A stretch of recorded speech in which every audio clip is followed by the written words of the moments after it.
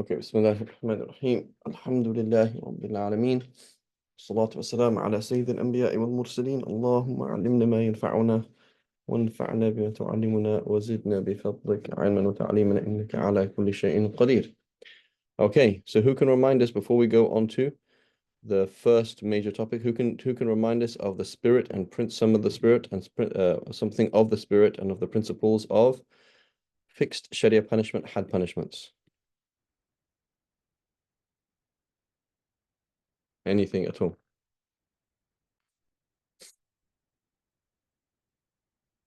Humility. Okay, so we're not out there to say, oh, you're a bad person. I'm going to punish you because you're bad and I'm good, right? There's humility in it, right? The person being punished is not necessarily a bad person. They may have well repented. They may be better than us. Good?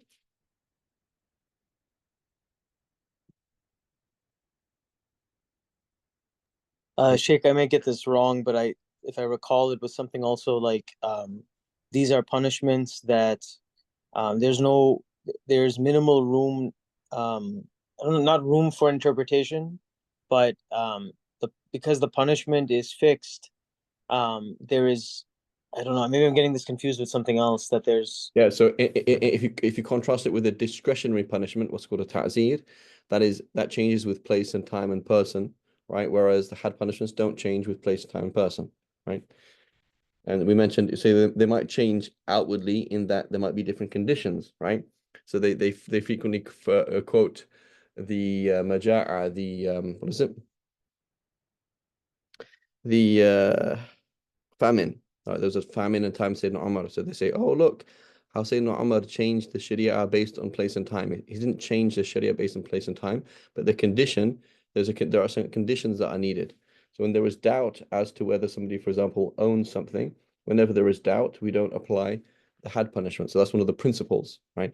Is that whenever there's a doubt, right? But in terms of, as you mentioned correctly, Dr. Sham, is what is that there's no it doesn't change with place and time and person, whereas a ta'zir does, which is a discretionary punishment created by the court, created by the judge, and that can come and go over time. Okay, good. Anything else? What kind of legal structure has to exist? A legal or political structure has to exist in order to execute a punishment. In order to, We need an Islamic ruler, right. So we um, need so an we need Islamic an state, which we don't have really at all. is that true? Well, we have countries that have Islamic rulers, but may not be following the Sharia to the T. Okay. So therefore they cannot enact these, they can't do these things. It's not that they cannot do these things, but they cannot do them in the name of Allah. Like we talked about, giving fatwas that are not based actually on hukum, but are based on some popular misconception. Yes and no, Sham. Okay. So we said that what is the we said in terms of applying it, what political structure do we need? We need a a government that is run by a Muslim, right? So a government meaning some military control over some area, right? That's what we need. As opposed to, for example, the Muslims of America have decided to cut someone's hand off. Right, so had is a fixed Sharia punishment. Hudud are fixed Sharia punishments. Okay, so we need any. So we need a Muslim Islamic state. What do we mean by Islamic state? A state run by Muslim. Right. So there has to be a state as opposed to Muslims. So could you have Jum'ah without a state? Yes, you can have Jum'ah without a state, according to the majority of scholars. Right, but you can't have a had punishment without a state. Right, the Muslims of America cannot decide to cut someone's hand off. That doesn't make any sense. Right, and so the thing that you were referring to, Sham, was a fatwa to kill somebody. Right, so a fatwa is that we said that was a scholarly opinion as opposed to a legal ruling. Right, so a scholarly opinion, somebody said, we think that so and so should be executed, as opposed to execute him. Who the only person who can say execute him is a Muslim ruler or his people who are actually representing him. Does that make sense, Sham?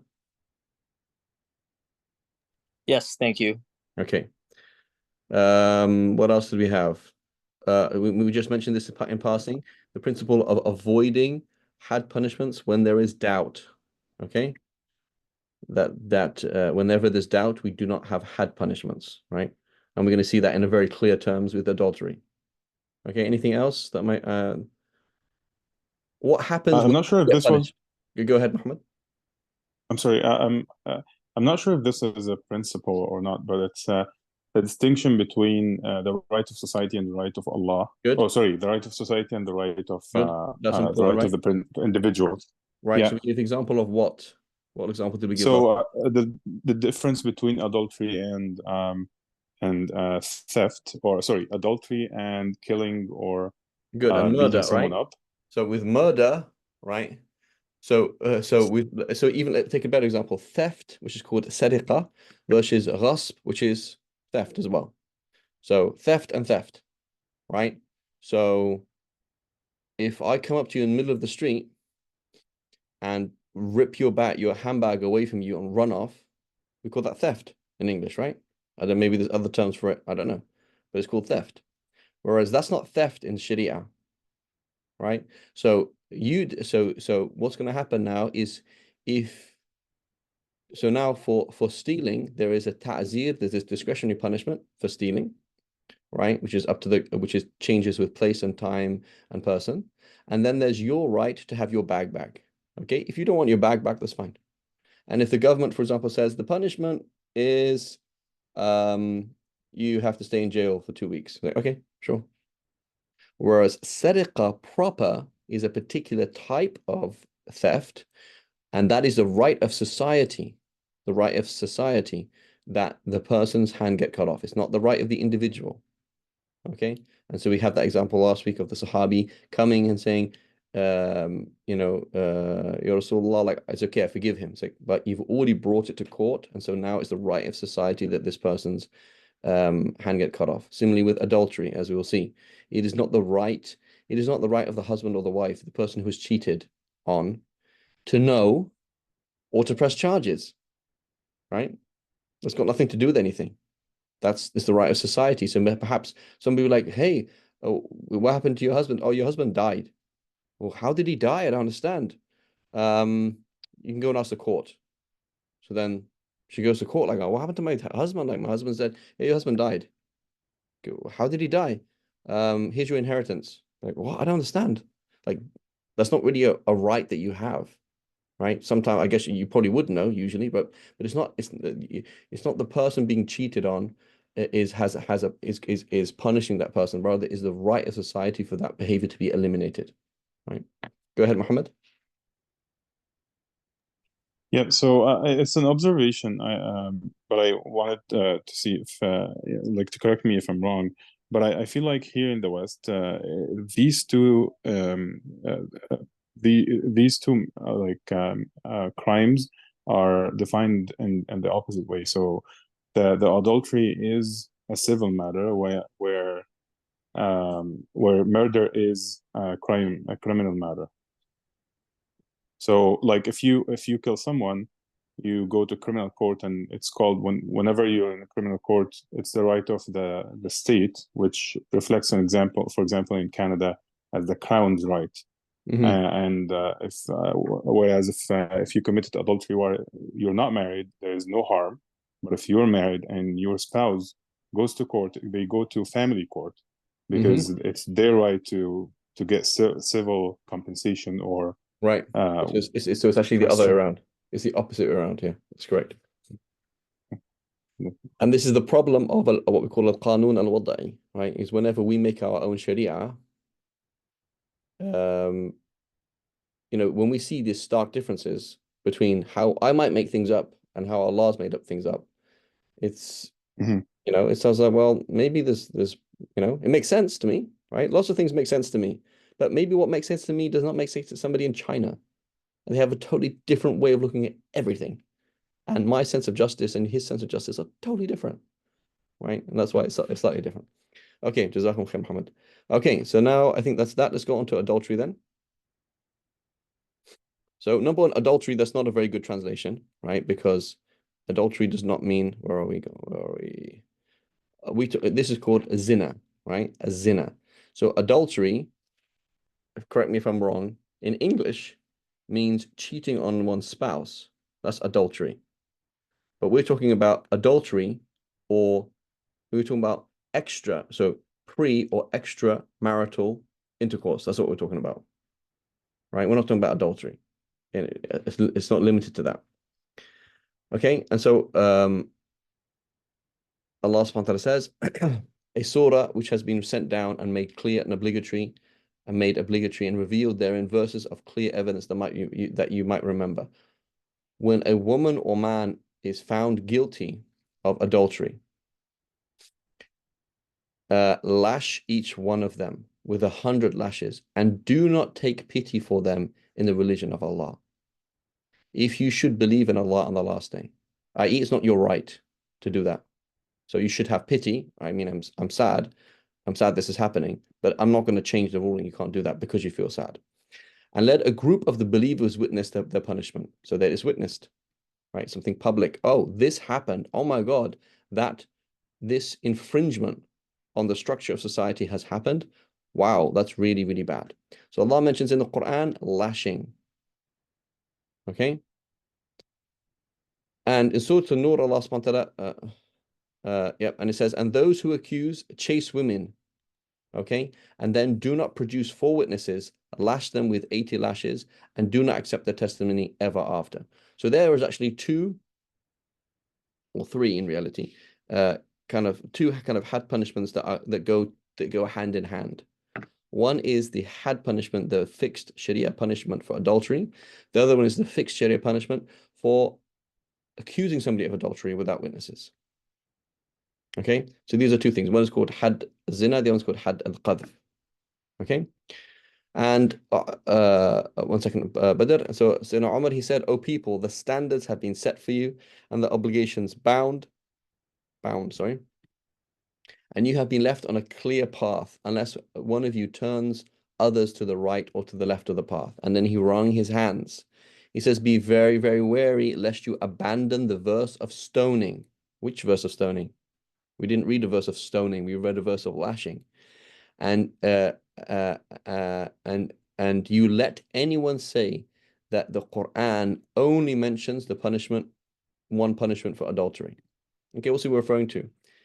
Sayyidina Umar is referring to a verse of the Quran that was recited and then no longer recited. This is what we call al-ayah al-mansukha qira'atan wa tilawatan la hukman. Right? We no longer recite that verse of the Quran as Quran. That is not part of the Mus'haf. However, the rule still applies. Okay? And so Sayyidina Umar, he says, "For indeed the Messenger of Allah sallallahu had stoned people, and we," right? And he says, "and by him in whose hand is my soul, and so have we." So the Prophet sallallahu stoned people, had people stoned to death for adultery. And so have we. Sayyidina Abu Bakr, Sayyidina Umar, we have had people stoned to death for adultery. And were it not for fear that people would claim that Umar ibn Khattab added something to the book of Allah, I would write it, right? The mature, male and female, most definitely stone them. For indeed, there's a part missing here. الشيخة والشيخة إذا زنيا فارجموهما البتة. That's when if they commit adultery, most definitely stone them. I believe that's there. Allahu a'lam. But that's the verse of the Quran that is mansukha. الشيخة والشيخة, the older person. إذا زنيا, if they commit zina, فارجموهما, then al-batta, most definitely stone them. He said, for indeed we used to recite it, i.e. we used to recite this verse of the Quran, but then we no longer did it. You know, Ibn Abbas, he said the same thing of the dua, the dua in qunut. اللهم إنا نستعينك ونستغفرك ونؤمن بك ونتوكل عليك ونثني عليك الخير. He said that was called Surah Al-Hafd, right? What is it? وإليك نسعى ونحفد نرجو رحمتك ونخشى عذابك, right? That has that word haft, which is a very unique word. And he said we used to recite that as Surah Al-Hafd. That was a surah of the Quran. that was abrogated, right? And so then and that exists now only as a dua in qunut. And the Prophet ﷺ said, as narrated in Sahih Muslim and others, an unmarried with an unmarried is 100 lashes and banishment for a year. Meaning, premarital intercourse of somebody who's unmarried with somebody else who's unmarried is 100 lashes and a banishment for a year. The person is kicked out of town for 1 year. Okay? As for somebody who is married or has been married, okay, they are married or they have been married, this person is stoned to death. Okay? For somebody who never has been married or a slave, even if they have been married, 100 lashes plus a banishment for a year. Okay? Why do you think a slave is not stoned to death? Perhaps two reasons. Because they lack agency in the Sharia. They lack agency. So meaning that like the punishment. Well, first of all, no, yeah, I think so that's part of is it. it true that they lack do they lack agency? They lack financial agency. That's correct. But could That's they true. leave Okay. Islam? They could leave Islam and they could become Muslim. They could also, for example, divorce. They could divorce. So they're married, right? And then they could divorce their wife. So they have limited agency. Okay. Here's a question: do slaves have to go to Jumu'ah? No, right? No. Why did they not have to go to Jumu'ah? Because they are not part of the Republic. They're not part of the Republic. If you think about it in the Platonic terms, right? In Plato, right? His concept of who is part of the Republic and who's going to vote and all these kind of things, right? A slave is not part of the Republic. And so the Jum'ah is a socio-religious activity. And so a slave or a woman is not obliged to be there because he's not representing society. Similarly, when a slave commits zina, it is not like a free person committing zina because you're not damaging society in the same way because you don't represent society. Okay, that's on a kind of a deeper level. On a lower level, is everything to do with a slave is half that of to do with half that of a free person, right? So so if you have half of a death sentence, you can't have half of a death sentence, so therefore it has to be something else, right? A slave can only have 2 wives, or a free person can have 4, etc. Now a female is banished, right? But they're banished with a mahram. Okay, they're sent away, but they're sent with a mahram. Okay. So how could you prove it then? How could you prove it? Number one, confession before the court. Okay, so confession before the imam doesn't count, right? The imam meaning, usually in a book of fiqh, when you say al-imam, you mean the ruler, right? Al-imam means the political ruler. But you say al-imam, for example, this lady or man, he goes to the masjid and says, Sheikh, can I talk to you after Asr? I say, sure. And I need some advice. And he starts crying, like, what happened? And he's like, should I not, should I tell you, should I not? And he's like, I did this, right? That doesn't mean anything, right? Because that's not a legal process, right? And the sunnah then is, you said, brother, sister, as the Prophet ﷺ did, right? He was approached in a kind of a non-formal way, and this person had done something like that, and then the Prophet ﷺ said, just wait. And he prayed Asr. He said, did you pray Asr with us? Yes. So he said, okay, you prayed, khalas, you've repented, and Allah's forgiven you, that's it. Right? So the sunnah is guide them to do what is right, and that's it. Make tawbah, and that's all.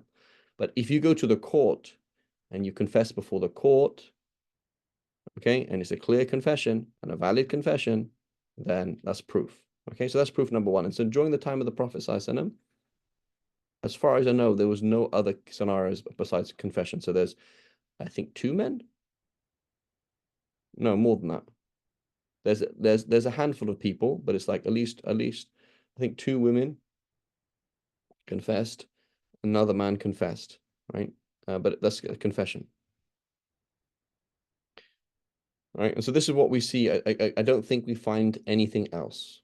You don't find witnesses and that kind of thing, right? If there is no confession, what is the proof of zina? It's for upright. decent, reputable, right? Men, male witnesses that see with eyesight. Okay, what else could they see with in the modern world? Cameras. Cameras. So it's like blatantly obvious of what has happened. Okay, these two people are caught on camera going into this place. They're caught on they do something live on YouTube, and it's there. May Allah protect us all, and everybody knows about it. Does that proof? It's not proof. It's not proof. And this is part of the discussion with, can you get married online? Can you get married online? You say, well, why couldn't you get married online? So, well, because you need witnesses. You need witnesses. You need somebody. I saw this person say these words. You didn't see him. You saw a video of him. Okay, but big deal. He said it, right? I mean, what's the likelihood of it being changed live, right? The mere possibility of some doubt, right? In that when we're dealing with here, it's based on 100% certainty. You have 4 upright men witnessing it with their own eyes. They didn't intend to look at 2 people doing something like that. They just happened to see it, right? And so this is the condition. So if there's any doubt whatsoever, that doesn't count. So the fact that it's on a video camera, may Allah protect us, right? That doesn't count. But did you had a question before? Actually, a couple questions now. Okay, go ahead. First of all, is there or was there a reason to confess? Like, if somebody confessed, was that better for repentance? Because you mentioned that man, he prayed Asr and that was enough. Yeah, so basically what you see is, so what we know is that if you get punished for it, you know that it's been forgiven, right? So that's a useful thing, right? But it's not sunnah to do that, right? I don't know if we're going to talk about it later on, but one of the Sahaba, he did this, and then his uncle said, you should go and confess, go and confess. So they went and confessed, and then the Prophet ﷺ told his uncle, like, why did you convince, you should have like, you should have covered him with your thobe, meaning you should have just like hidden it, or do something that he doesn't come and confess. Why did you do that? Why did you make him come and confess? Right? Similarly, who was it? Sayyidina Umar. Sayyidina Umar had dispatched a governor over a certain area, I think it's a military expedition. And that military ruler, presumably one of the Tabi'een or the early Muslims, told the soldiers, guys, we're going to go into a foreign land, okay? And you're going to have control over this area, and there's going to be women there. So if anybody does something they shouldn't do, look, just come and tell uncle, and we'll have you punished so that you don't get punished on Judgment Day. He was trying to be genuine, okay? And then Sayyidina Umar found out, like, what are you doing? That's not what we do. You don't encourage people to confess to these kind of sins. You don't do that. Does that make sense? Yeah, okay. So it was so it was an understanding by sincere people. Understanding by sincere people, but it's a mistake. If that makes sense. A misunderstanding by a misunderstanding by sincere people, correct, yeah. Yeah, okay. The other thing is, so the punishment for somebody lying or falsely accusing a chaste woman is also, if they can't produce the 4 witnesses, then they also get punished. But what if they just like accuse some woman who doesn't have like a great reputation?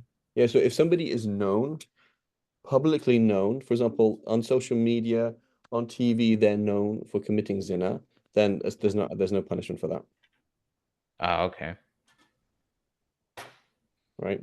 So that's why you say, as opposed to a normal person. So what do you mean normal person? I.e., someone who doesn't have that bad reputation, right? So if it's known, if it's publicly known that this person kind of does things, like, yeah, I talk about that all the time, big deal, right? But Sheikh, would it be makruh? Would it be makruh or haram to say that? I mean, it might be riba, right? It might be riba. So if they don't like you saying it, it's riba. If they're like, yeah, I don't care, then it's not anything. If it's not, if they don't, if they don't mind you saying it, then it's not going to be riba anymore. However, if there's no benefit in saying it, then it's going to be khawt fil batil. It's going to be talking about the haram, right? So you know that guy, he commits zina every weekend. He's like, why are you telling me? Oh, it's just so bad. I was like, okay, what do you want me to do about it? Nothing.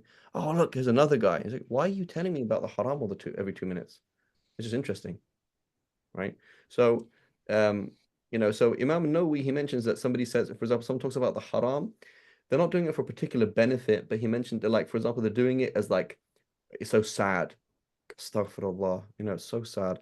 I heard the other day this person did this and this and this, so bad, right? And they're saying it with remorse, as opposed to, oh, check this is so funny. This guy did this and this and this. Like, that's not funny, right? So Imam Nawawi makes that distinction. I believe in Kitab al-Adhkar or somewhere else.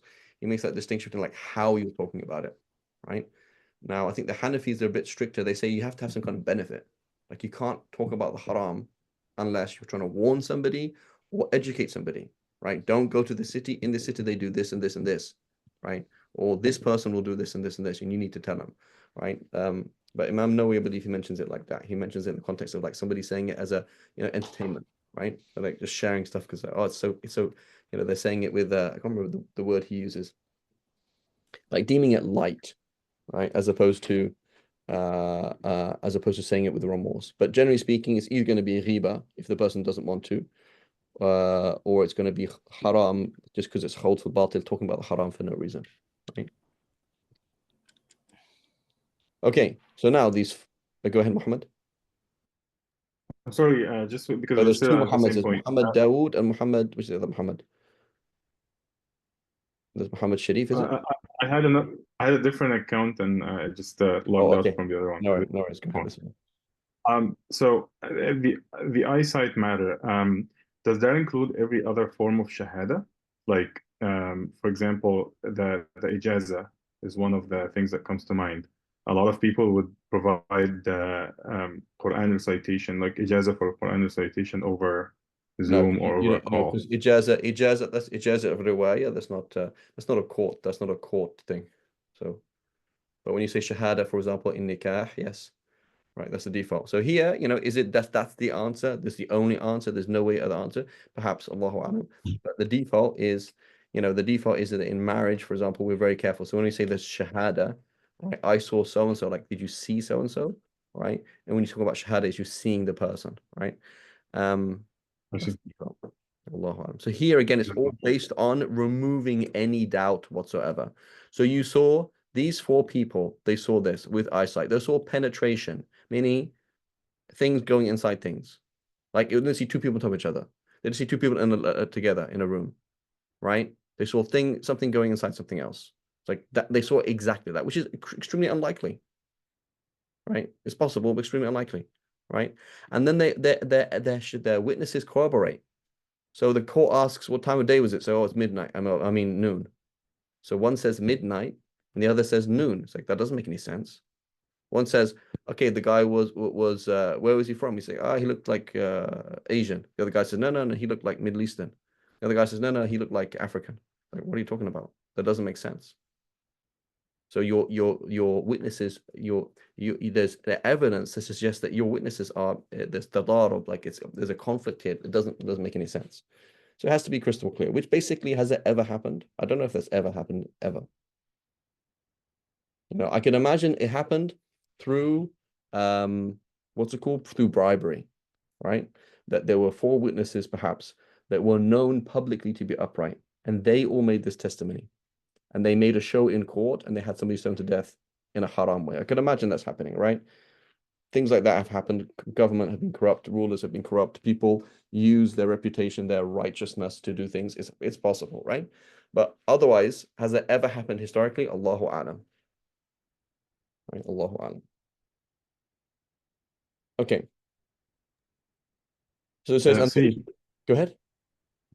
I'm sorry, didn't it happen at the hadith of Sayyidina Abu Bakr?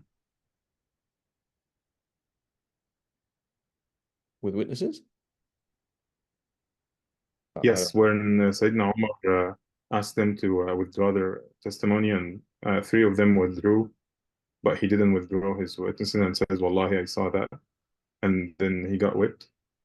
Yeah, but what I'm talking about is 4 witnesses, this actually happening. Somebody stoned to death because 4 witnesses saw it. Oh, the execution itself. Oh, Yeah, okay. so like, has that ever happened? I don't know, right? And so it says, and those who accuse chaste women and do not produce 4 witnesses, lash them with 80 lashes and do not accept them, their testimony thereafter. So this is just as a culture, right? This is a really important thing in the deen, right?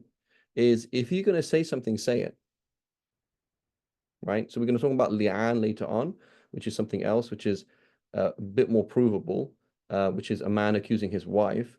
But basically, like, there's a process. Like, if you're going to say something, say something. If you're going to do something, do it. So guy likes girl, girl likes guy. Okay, get married then. Not now. Okay, then don't have a relationship then. Right? If you're gonna express interest in somebody, then go the whole way and say, yeah, I'm interested. I want to talk to your father. Let's get married. As opposed to, yeah, no, no, yeah. Right? That's not the deen. The deen is the whole way or not the way. You want to say something, you want to accuse somebody, go the whole way. Go the whole way. So this thing happened. Okay, an injustice has happened. A rupture in society has happened. Fine. Prove witnesses. We don't have them. Then don't talk. But what do people do? They like to spread muck, right? They like to spread muck. They like to spread problem issues, right? And so there's a certain limit that people can get away on a legal reason to do that to some extent, right? They can do riba, and namima. There's no had punishment specifically for like riba and namima, right? Spreading bad rumors about people and these kind of things. But when it gets to certain words and certain things, that's a problem. You can't say that now. There's a legal repercussion now, right? And do not accept accept from them testimony ever after. All right. So as we mentioned, confess before court, etc. Now, what about the husband or wife? Okay, the husband knows or the wife knows that that person did that. What happens in this scenario? So now we're talking about what's called li'an. Okay, li'an. And so it says, and those, Allah subhanahu wa ta'ala says, and those who accuse their wives specifically. So here, this is a very important thing to understand. You cannot accuse your husband. You can only accuse your wife. Okay? And this might sound drastically sexist, like, oh my God.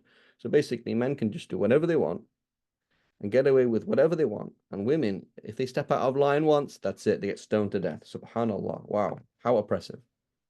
Right? The answer is that when a man does something like this, okay, he's wronging society. And so therefore it's an adultery issue. But he's not wronging his wife, because if a man cheats on his wife, he cannot have a child accidentally through his wife through somebody else. Right? He cannot bring a child into her lineage. Right? If he does something with somebody else and a woman and this woman becomes pregnant and this other woman gives birth to an illegitimate child, that has nothing to do with the wife. So now when she's going to go and accuse her husband of adultery, that's an infringement to a society, not infringement to her, right? Obviously her emotions are hurt, but whereas for him it's a totally different thing. When she now gives birth to a child that is not his, what's going to happen? There's a problem. So now you have you've created a child of mine that's not even mine. So it's a totally different picture, right? So totally different picture. Okay. So it says those who accuse their wives specifically and have no witnesses except themselves, then the witness of one of them shall be 4 testimonies, swearing by Allah that indeed he is of the truthful, and the 5th oath that the curse of Allah be upon him if he be of the liars. Okay, so he's going to stand up in court. He's not going to say stuff. He's going to go to court. This is a legal process. Again, you want to say something? Say something. Go to court and say it, right? Don't make accusations to the woman or to the family. Say, yeah, well, obviously I can't go on holiday because we know what happened last time, right? 20 years of this little insinuations. This is haram. You can't do that. If you want to say something, say something. Go to the court and say it. Simple as that. So now he makes this accusation. It's called li'an. So he has now put himself in a situation where he has put the curse of Allah upon him if he is among the liars, right? but it will prevent punishment from her if she gives 4 testimonies, swearing by Allah that indeed he is of the liars, and the 5th that the wrath of Allah will be upon her if she is untruthful. So now she's in a situation, right? She's in a situation where she could either not say anything, so she's not going to defend herself, and she's going to have a had punishment, in which case the child that she gives birth to will not be ascribed to her husband, and they will be separated for good, a permanent divorce that they can never be together again, and she will be stoned to death for adultery. Okay? Or she can defend herself. Okay? And she could either be lying or not lying, right? And that's up to her. Okay? And so that's the process. But the point is, so basically what it means is it results in nefyul nasab, right? Negating that this child is mine, right? It's not my child. And it's a form of divorce. So li'an, this is a form of divorce, right? It's totally irrevocable. It's not, but it means that these two people can never be married again. Okay? But if she lies, there's nothing you can do about it, right? So if you remind us of the situation of Liar Liar, do you remember the film Liar Liar? Yes. Jim Carrey, right? And so it's like, Yeah. it's obvious that he was cheated on, right? And now she's also got custody and this and this and this. So could she just lie? Yes, she could just lie, right? What you can't do is have a child ascribed to you if it's not your child, right? But she could just lie, right?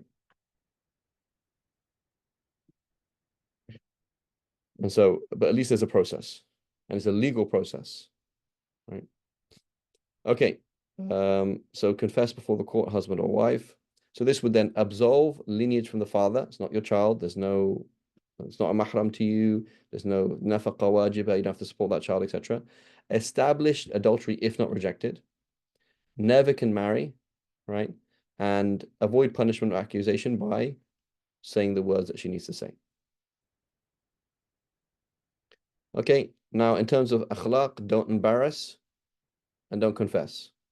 So should you go to your wife or to your husband and say, right, I remember this, this is very funny, well, not funny, quite disturbing. It was on a Saudi website. They said, everything should be clear between husband and wife. So this lady, she goes home, she says, I find this person I work with really attractive, right? And so the people are saying, like, that's not how you talk to your husband or wife. That's not a very clever way of saying it, talking to your husband or wife. So should you confess to your husband or wife that you have an emotional crush on somebody? Or that you started talking, you think about somebody? Like, that's not, you shouldn't do that, right? You shouldn't do that. And then more than that, a confession of zina before or after marriage, right? And so I can remember this particular scenario. It's very, very sad. This guy and girl, they get married, and the lady says that she has been in relationships before. That's all she says. End of story. She's religious now. She's made tawbah, and it's all fine. And they're living a very happy and healthy Islamic marriage life. The shaitan comes to him and makes him curious, right? And curiosity killed the cat. So what does he do? He starts rummaging in her old emails. Haram. You can't do that, right? And he finds all sorts of emails that are really shocking, right? Really shocking. And he's just so shocked by her, he can't be married to her anymore. So who ruined that marriage? He did. Allah subhanahu wa ta'ala has forgiven her. Allah subhanahu wa ta'ala has covered it. You exposed it to yourself. Why did you do that? Why did you ruin a perfectly happy marriage? Why? Right. So one should not confess to one's husband or wife. You should not tell somebody you've got to come clean with your husband or wife. You could do a white lie. You could tell somebody, say, hey, I know what you're doing, and if you don't stop, I'm going to tell your wife. That's as a white lie. You can do that. But you can't actually do it, right? You can't actually go and tell somebody, hey, I saw your husband with this lady, or hey, does your wife normally like work with this guy or go to lunch with this guy or something like that? You can't do that. That's haram.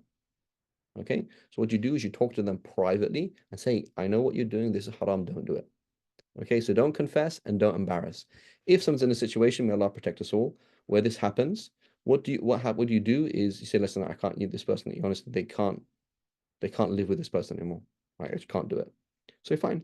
But do a divorce in a way that nobody finds out.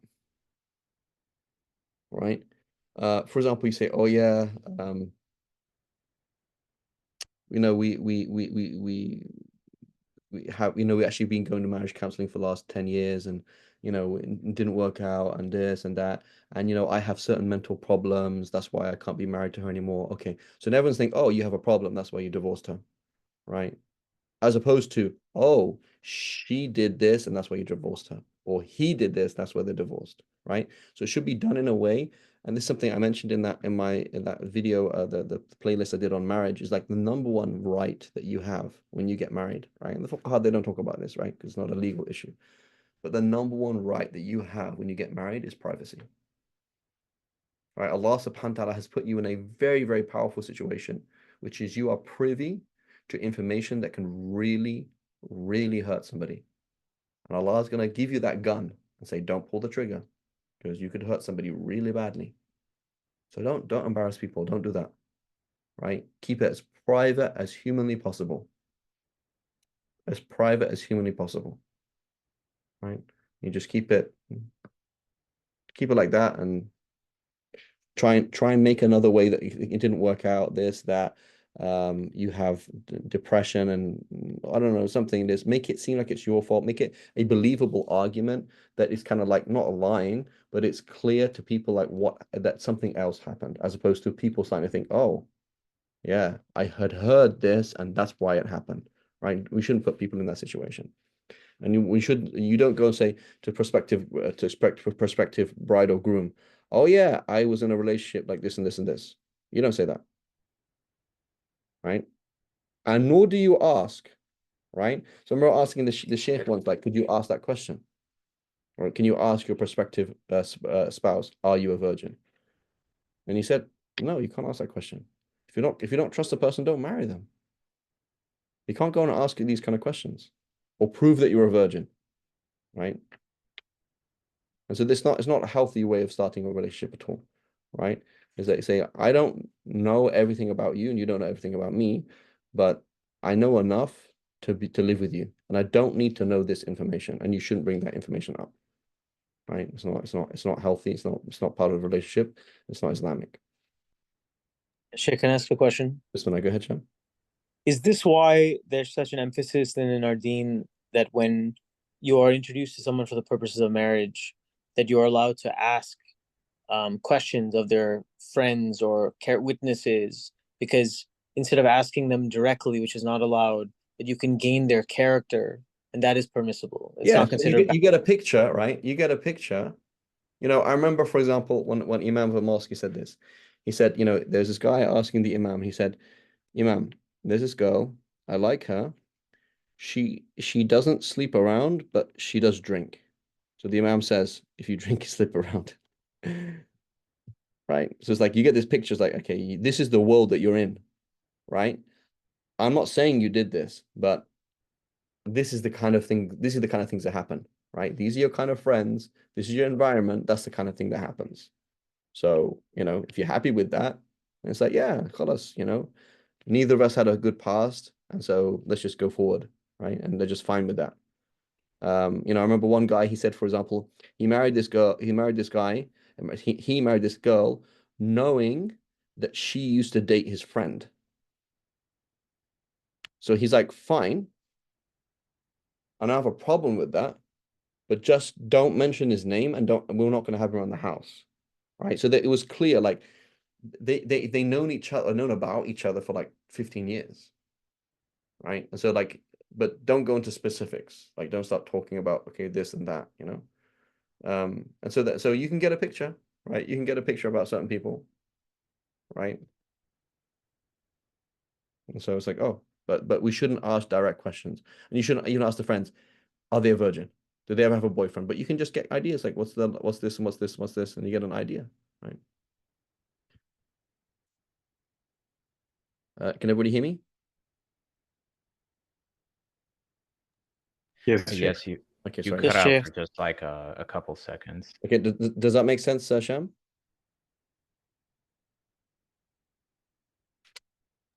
Yeah, it makes a lot of sense. Thank you. Okay. So, so the thing is, like, if you don't have it, so in terms of marriage, your friend, for example, is getting married, or someone's getting married, it's like, I don't really have enough information and I don't feel comfortable. Don't marry them. Khalas. Now, there are other people who are just ridiculous, right? They're like, oh, I can't marry anybody because you can't trust anybody, right? That's ridiculous as well, of course. But you know, we should be, you know.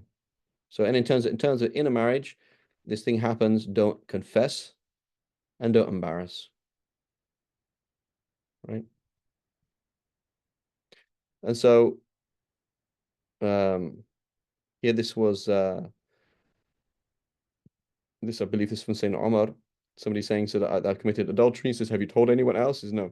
Then repent to Allah and veil yourself in Allah's veils. For indeed Allah subhanahu wa ta'ala accepts repentance from his slaves. Right? Don't go to anybody.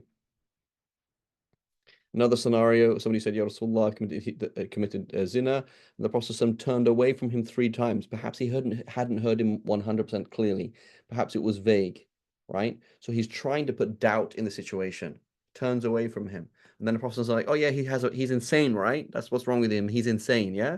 And he's like, no, he's totally fine. So he has a mental problem, right? He's like, no, he does not have a mental problem. Oh, then we have a problem now, right? So they're trying to create doubt in the situation, right? So even if before being married, we shouldn't do that. Okay? Now, here's an issue. Is sodomy, is it exactly the same as adultery? Like exactly the same thing? No. Okay. So we're gonna do analogy, correct? We're saying doing through analogy. Now, in principle, analogy brings doubt, and we avoid had punishment with doubt.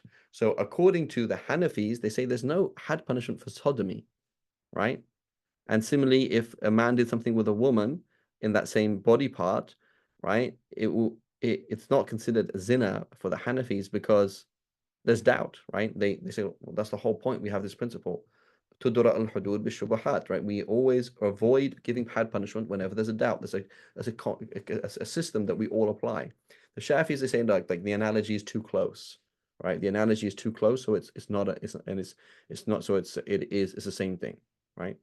So if a man did that to a woman or a man did that to a man, it's the same thing. It's also considered a sodomy, right? So not adultery, sodomy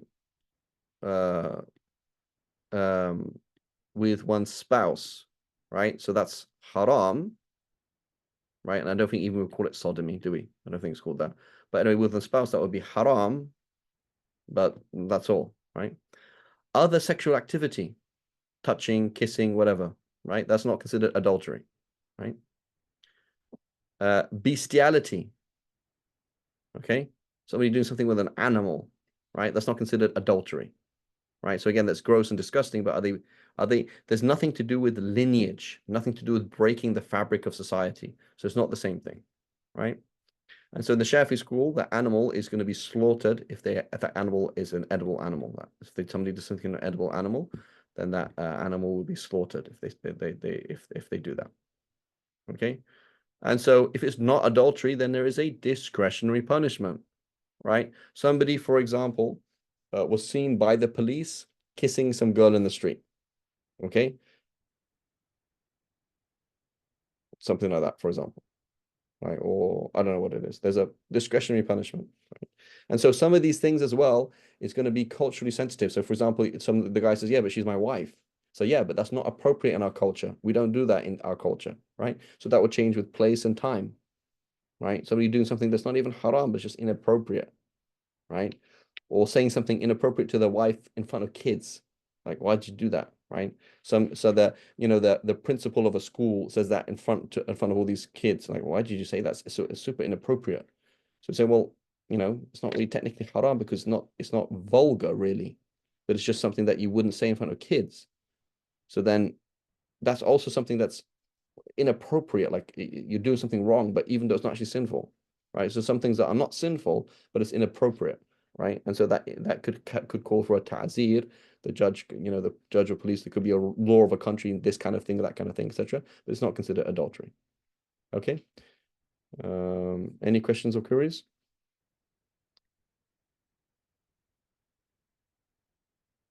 Yeah, can I ask a quick question? Bismillah, go ahead. So you were talking about the Hanafis, but for the other madhab, do they also have this view about? I guess what I'm asking about is that there are okay, how to say this gently? There are Muslims who engage in sodomy, married Muslims, right? I guess my question is that I know what you were saying is that the act itself is cursed, but is that itself a ground for any punishment or no? Because there's no way anyone could have any witnesses. So are you talking about homosexual activity? Talking about anal sex, for example. Right. So yeah. So then there's so now, for example, so there is grounds for it. Somebody, for example, let's say, for example, it happened in a marital situation and it was forced, right? So then somebody says, hey, like they go to the court and say this happened. So then we say, how do we label that? We don't label that as zina, right? Okay. We label that as, for example, as physical abuse or as something else. But then if it was like consensual, then it'd be like, you know, who's gonna take that to court? And this brings in another thing. The court has nothing to do with your private life. Right. That's a super important thing, right? So like, oh, Sharia court, let's go and find out. Let's go and find the bad people and go and kill them. It's like, no. When something becomes a public phenomenon, it's a problem. You play around at home, that's got nothing to do with anybody. You left Islam. You and your whole family don't even pray. And you left Islam 2 generations back. We don't even care. But you do say anything publicly? No, we don't care. Not an issue. So it's just a face, right? In society, do you say anything in the street? Do you write anything? It's no. Just, you know, we turn up on Jummah now and then just to keep shaved face and, that's about it. But we don't fast and nobody knows about it. We don't pray. Nobody knows about it. If anything happens, we say, yeah, I prayed. Like many Muslims, may Allah protect us, right? They'll be like, yeah, they just start praying with you. They don't have wudu, they don't have anything, right? And it's kind of like, so the point is the police or the government is not there to spy on your private life. So in a case like that, consensual sin, right? Or alcohol, we're going to see 2 people drinking together at home, right? Muslims have been drinking alcohol for a long time, right? It's a thing. There was Sahabi, he died as an alcoholic, subhanAllah, right? So it's always existed. Muslims have done haram things, but is it when it becomes public? That's when the law comes in. Otherwise, it's a moral issue between you and Allah, right? A moral issue between you and Allah. Does that make sense? Yeah, Sheikh. Let me ask one more follow-up if I may. So obviously, you know, same-sex marriage is not permissible in the deen as it should be. Mhm. It is legal in the United States as law. So Mhm. my question is that obviously we know the stance we have to take as Muslims. We cannot endorse it, we cannot Yeah. support it. But if a Muslim was to support same-sex marriage, does that become then a criminal offense based on the Sharia? No, it's not. It's not a Quran. So it's either ignorance, or it's sinful, or it's disbelief, right? So Right. ignorance. I give an example. Myself, I remember being 13 or 14, and debating with a Catholic at school. It was like a debate class at school. And I was like, yeah, in Islam gives rights to non-Muslims to do whatever they want. So for example, same-sex marriages are okay, right? And so I remember my Christian, the teacher who's like helping us do this debate class, she was looking at me like, I don't think that's right, but go ahead, don't worry about it. It's a debate class. So that's ignorant. Like I didn't know, right? I was just like talking, right? So if someone's like, yeah, non-Muslims, they can do their own thing, and the Christians, they can drink alcohol. So then, why can't they do anything else that they deem okay, right? So they could just be ignorant, right? It could just be ignorant. It could be sinful in that you're supporting something that's haram, right? And it could be kufr in that you think it's okay. Like, I know Allah forbids this, but I think it's fine, right? So the person like knows, like you sit down, explain to them, they understand. They're like, you're supporting something that Allah hates. You're like, no, I think it's all right. It's not a problem. Like, no, Allah hates this is haram. You're like, it's not that bad. Like you actually disagree with Allah, right? That's kufr. Does that make sense, Sham? Yeah, great answer. Thank you very much. Whereas, many people are not going to be in that kufr scenario. They're going to be ignorant or sinful, right? That's most people, right? Okay, what time is it now? Let's just read from the text because we'll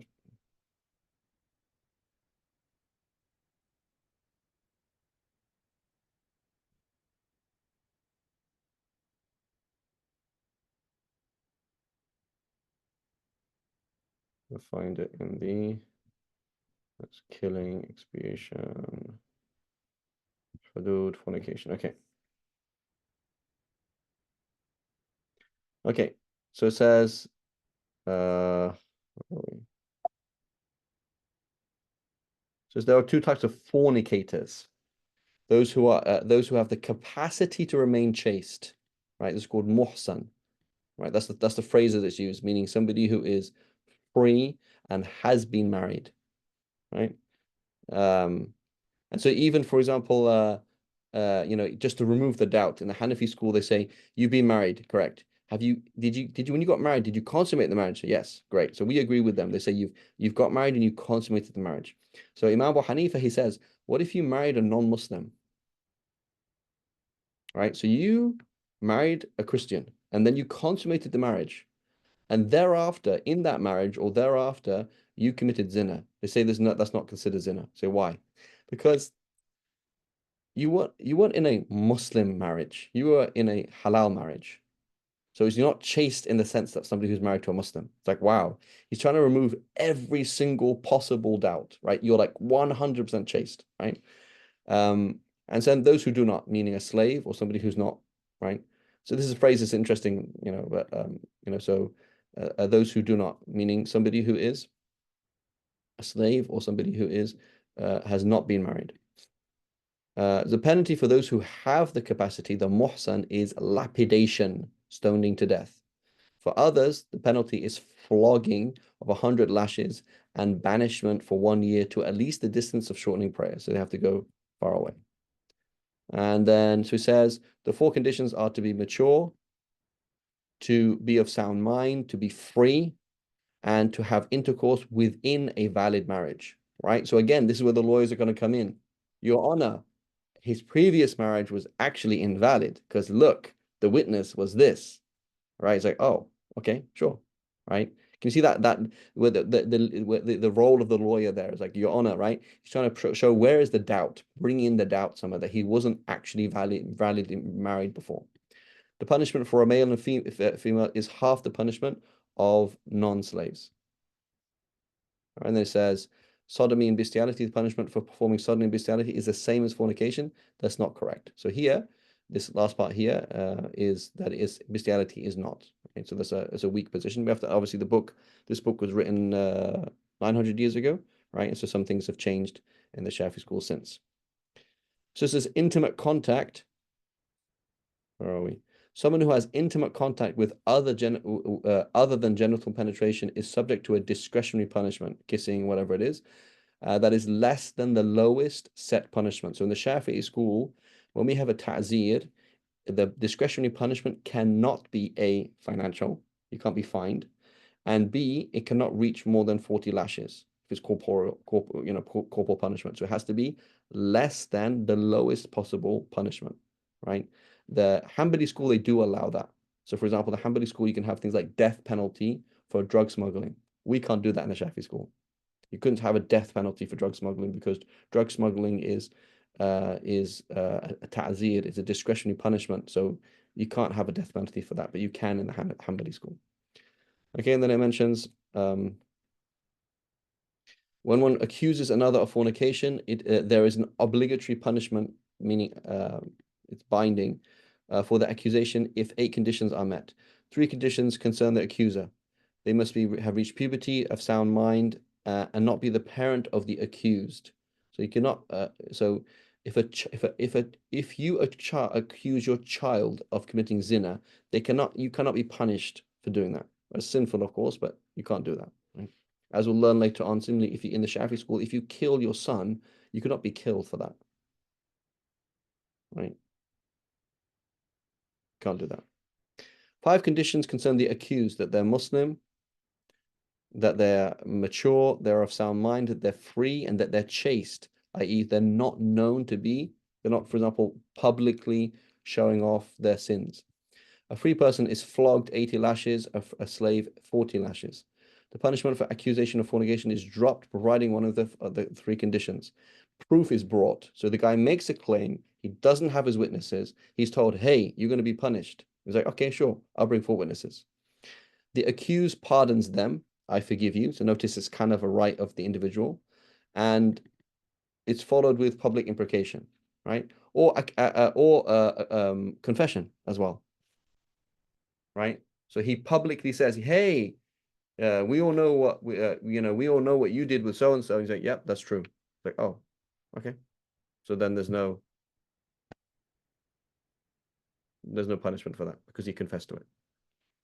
Okay. خير inshallah. And then he goes on to alcohol and liquid intoxicants. Inshallah ta'ala, we'll stop here. وصلى الله على سيدنا محمد وعلى آله وصحبه وسلم. سبحان الله وبحمدك أشهد أن لا إله إلا أنت نستغفرك ونتوب إليك.